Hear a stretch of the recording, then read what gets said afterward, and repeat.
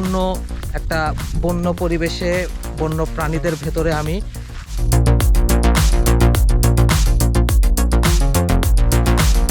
এখানে আসার পরে এই প্রথমবার একজন মানুষের দেখা পেলাম।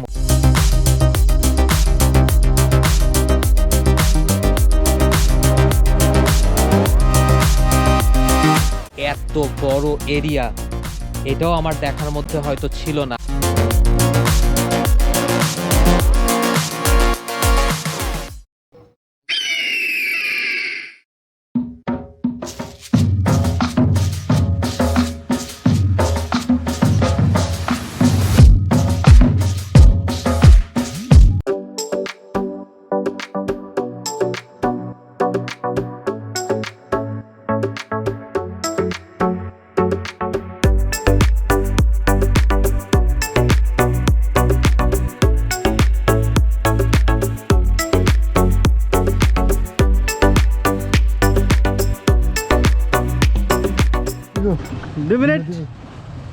খেলতে দিবা তোমাদের সাথে? আচ্ছা, থ্যাংক ইউ।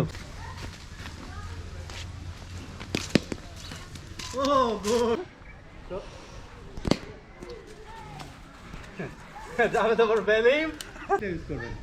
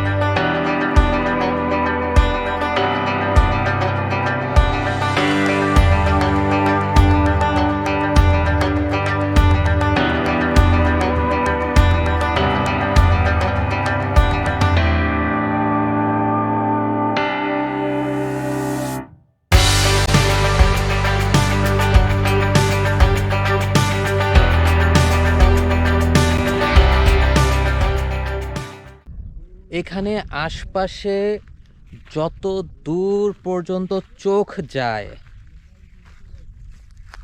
মানে শুধু ধুধু প্রান্তর বা বাংলায় কিছু একটা বলে, এত দূর পর্যন্ত মানে হরাইজনগুলো যে একেবারে এটা কোনো শেষ নাই। আমরা বাংলাদেশের এটা কোথায় চলে আসলাম, এটা আমার মানে খুবই সারপ্রাইজিং এই জোনটাতে, এই জায়গাটাতে আসা। এত বড় দ্বীপ এটা, এত বড় দ্বীপ এটা সন্দ্বীপ, এবং সন্দ্বীপে ঘুরতে ঘুরতে প্রায় 1 ঘন্টার ওপরে লাগলো আমাদের হলো ওই কালাপানি থেকে এখানে এসে পৌঁছাতে। কিন্তু এখানে এসে এই এরিয়ার সাইজ যেটা দেখছি, মাই গুডনেস।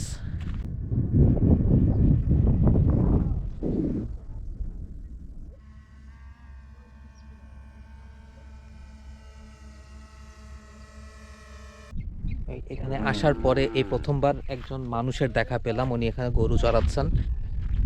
এখানে আশপাশে তাকালে দূর দূরান্ত পর্যন্ত না হলেও কয়েক হাজার গরু মহিষ এখানে ঘুরে ঘুরে বেড়াচ্ছে, ঘাস খাচ্ছে। মানে খুবই মজার একটা সিন। এবং এই মানে সবচেয়ে মজার বিষয় হলো গিয়ে গরু, বিশেষ করে মহিষগুলোর সাইজ এত বড় বড় যে অনেক দূর থেকেও এগুলোকে খোলা মাঠের মধ্যে দূরে মনে হচ্ছে যে দৈত্যরা হচ্ছে গিয়ে বসে আছে।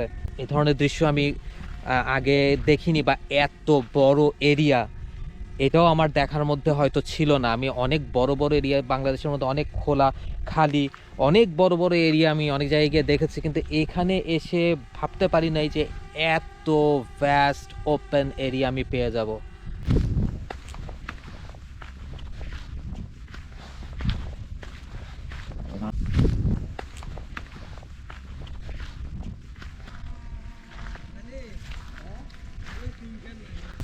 অ্যাজ ইউ ক্যান সি, আমার পেছনে অনেক বিশাল মহিষের পাল যাচ্ছে বা আসছে।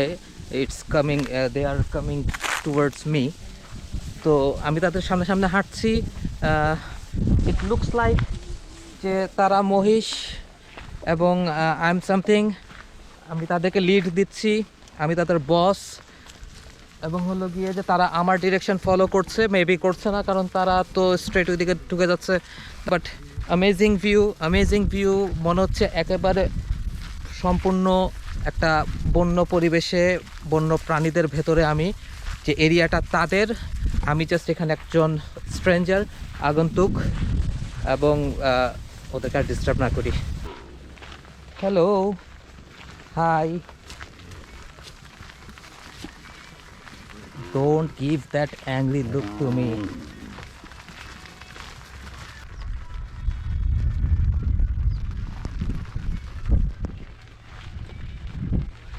কি নাম তোমার? হ্যাঁ, তোমার নাম কি? রবিন। তোমার এই পালে কয়টা মহিষ আছে রবিন? হ্যাঁ, বাইরে বসতে গইব 60-65। বাবা রে বাবা, এগুলো কি সব তোমাদের মহিষ? হ্যাঁ, বাপরে বাপ, এগুলা কি প্রতিদিন ওখানে নিয়ে যাও ঘাস খাওয়ানোর জন্য? আবার এখানে কি তোমাদের বাসা পর্যন্ত নিয়ে যাও, আবার ব্যাক করো? পানি খাওয়ার জন্য। ও